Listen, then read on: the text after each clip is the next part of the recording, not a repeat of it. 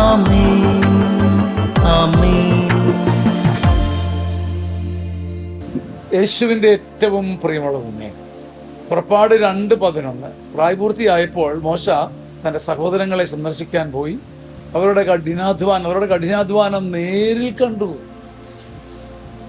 നമ്മുടെ സഹോദരങ്ങളുടെ നമ്മളോടൊപ്പം നിൽക്കുന്ന നമ്മുടെ കഠിനാധ്വാനം നേരിൽ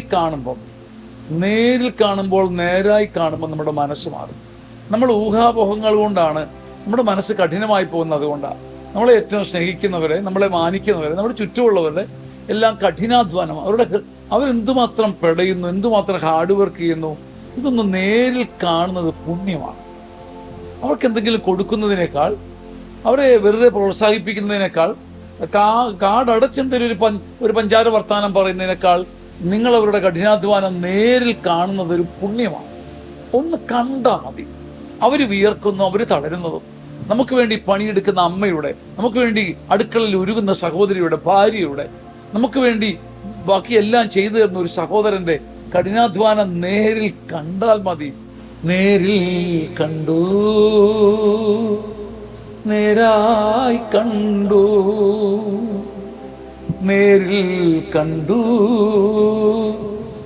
നേരായി കണ്ടു. ഇത് മാത്രം മതി.